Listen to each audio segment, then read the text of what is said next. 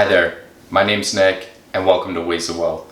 What I want to go over today is the foundation, the structure. It's what you are going to use to build to either start investing or save for a rainy day, or just to have an overall idea of what's coming in and what's coming out of your bank account. And what we're going to do today is we're going to go through your budget. Now, not your budget exactly, but I'm going to go through an Excel document that I prepared. It's easy to use. It's pretty simple, but if you are interested, what I'll do is I'll throw my email address down in the description, and you can send me an email and say, hey, just looking to see if I could get a copy. It's pretty straightforward. We'll go through it in detail in a little bit. But the whole premise is to have an understanding of what's coming in and what's going out. Obviously, what's coming in is any income that you may have after tax, of course. And then what we're going to do is we're going to take a look and see what's going out and what's mandatory. Obviously, you need a cell phone, you need rent, you need food. We're going to take a look at this. Then we're going to see what's left over. What portion of the leftover can we save? What can we put aside? And I'm going to use some blank numbers. But the premise is just to kind of give you an idea of how much really you have. I know a lot of people say there's not enough money or etc. We're going to take a look and we're going to get to the bottom of this. All right, let's get right into what I use for my budget calculator. And what I've done is I've just gone into Excel and done a basic simple breakdown as to what's your receivables and what's your payables. On the left hand side, we have everything that is coming in regards to income. That would be your receivables. So if you have a full-time job, a part-time job, multiple streams of income, that's where we're going to look at the after-tax numbers. And the reason that we look at after-tax numbers is to look at actuals, knowing what actually comes in. And then on the right hand side, what we do have is we have our expenses, numbers which are essential for us to live on a day-to-day basis. So this is obviously a very customizable sheet. If you would like a copy and you don't want to go through and make your own, you could definitely send me an email and I could definitely do that for you. But what we'll do is we'll throw some numbers in just to get a rough idea of the concept of a budget calculator and kind of the premise behind pay yourself first. So what I'll do is I'll throw in some imaginary numbers, but try and be as close to as possible. So just quickly, $2,000 for mortgage. Let's take a look. Property tax is probably about $350 a month. House insurance is $100. Auto, let's say $150. And these are not. Let's say this is $400. Gas is probably, what do you think, $160. Hydro $100. Electricity $60. Water we'll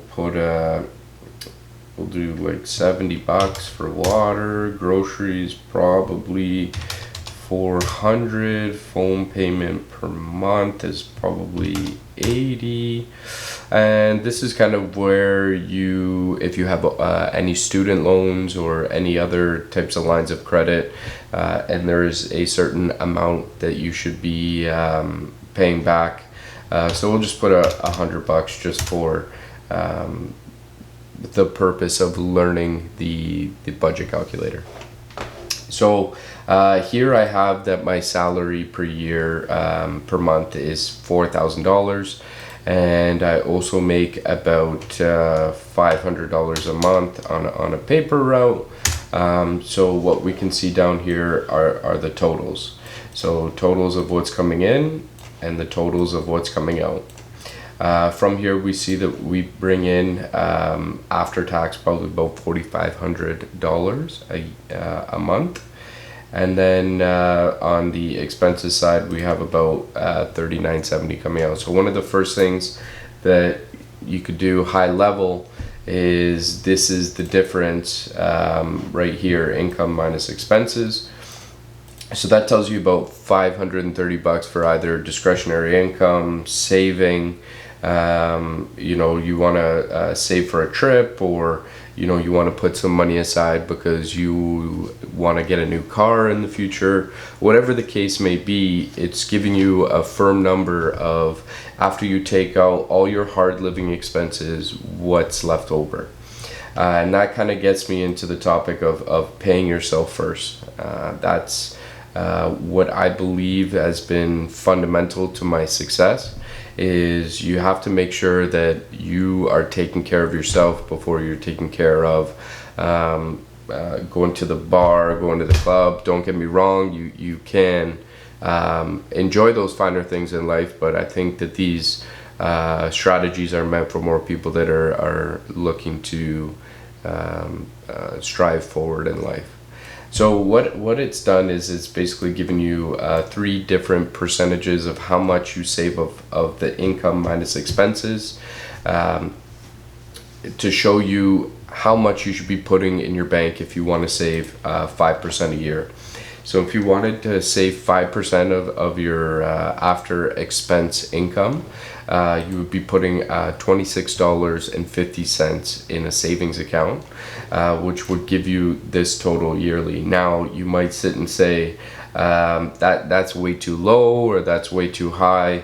What you can do is you can come in here and customize this sheet to whatever suits your needs. So even if you wanted to just take a look and see what different percentages would look like, let's say you wanted to save 30% of that after-tax number, we're just going to change it in here just to give you a general idea of what's going on.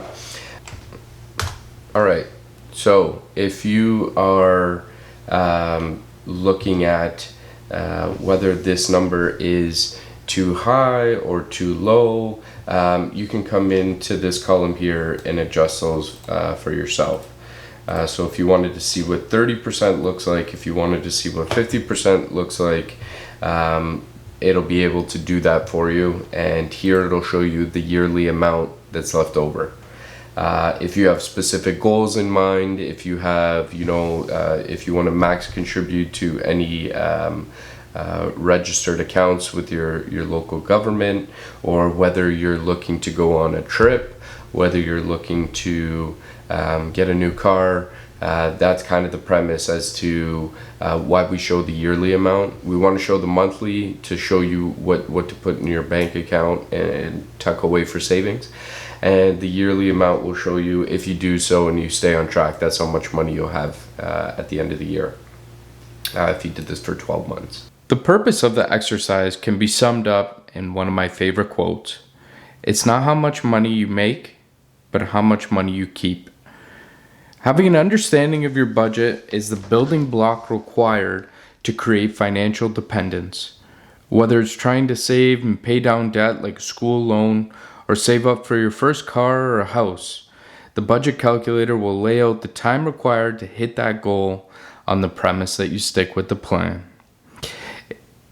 Don't forget, if you'd like a copy of the budget calculator, please send me an email. It can be found in the description below.